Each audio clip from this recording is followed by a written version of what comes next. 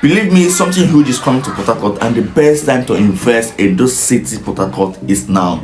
If you are still thinking whether or not you are going to invest in Portharcourt, before you finally make up your mind, it might be too late, because something huge is hitting Portharcourt that is going to change the narrative of Portharcourt. Today we'll be discussing about the legacy project that is coming up in Portharcourt, which is the Portharcourt Ring Road. Have you heard about the Portharcourt Ring Road? Well, the Portharcourt Ring Road is one project that a lot of River State governors, the past governors of River State, they have avoided. The vision for the Portharcourt Ring Road was started by the then governor of River State, Sir Celestine Omeher, and after he was sacked by the court, the past governor of River State, Motimi Chibika Mechi, he didn't go with the project.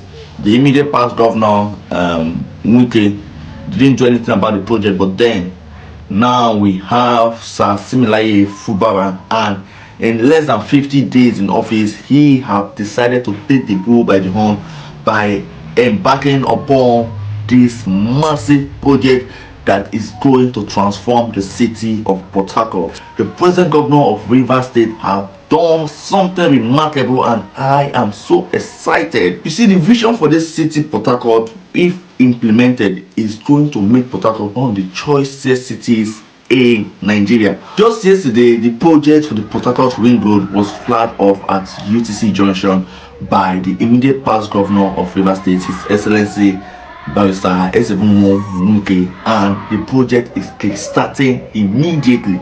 If you now road this road, we are talking about a road that has six flyovers, and one bridge across the water. Now look at what Portharcourt is today, and see when this ring road is completed, what Portharcourt will be.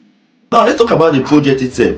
The Portharcourt Ring Road is going to be a 50.15 kilometer road that is going to have 6 flyovers and 1 bridge. I think after this project is completed, I think Portharcourt should have the highest flyovers in Nigeria. I think so, with the number of flyovers we already have on ground right here in Portharcourt.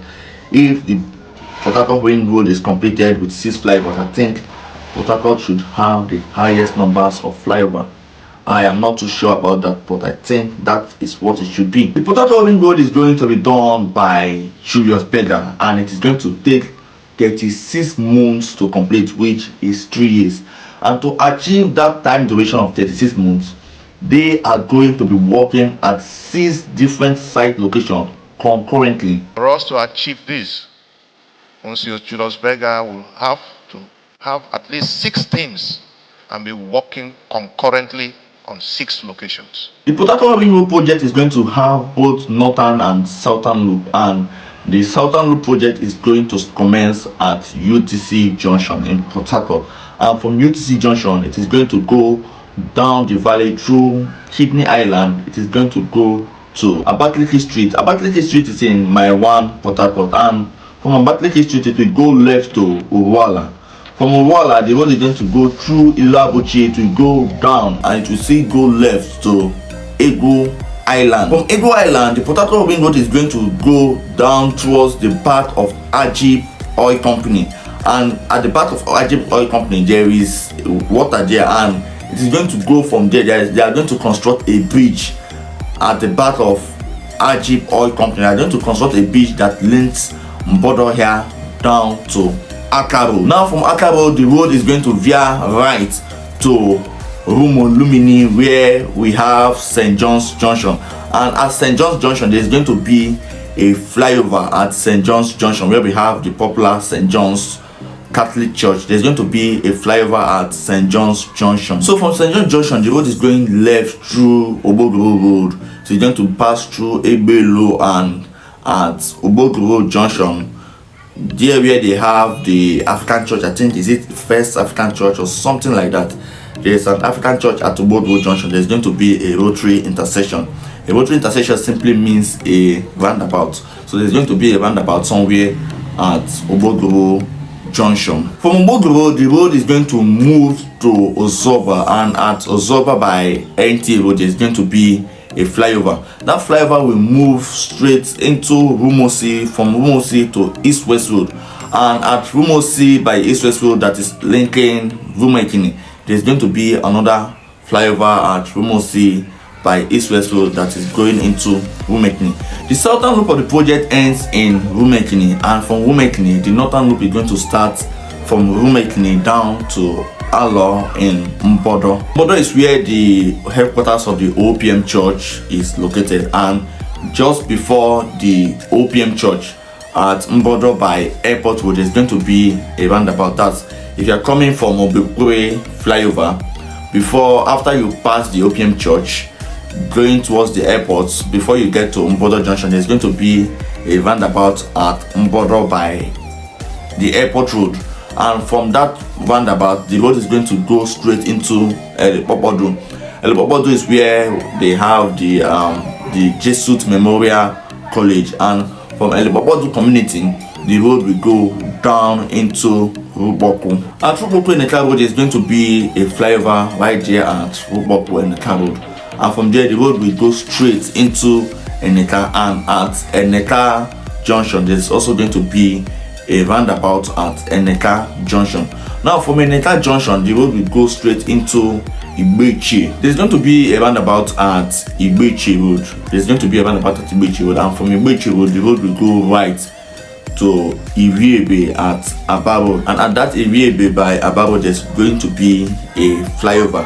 Iriebe by Abaro is where we have the old toll gate, so there's going to be a flyover at Iriebe by Abaro. From Iriebe by Abaro the road is going to go through LN1 and it's going to hit at Abonchia in Eleme local government. Now in Abonchia there's going to be a rotary intersection in Abonchia, very close to the back fence of Indorama company, and from Abonchia in Eleme local government is going to go to Alessa through the refinery road, and there's also going to be a flyover. The last flyover is going to be at Refinery Junction. That Refinery Junction is by East West Road in Eleme local government. Now this is where I kind of get confused, because according to what the Commissioner of Works described, he didn't mention that road going into Okrika, and if the road did not go into Okrika, that means the road did not connect back to UTC Junction where it started, because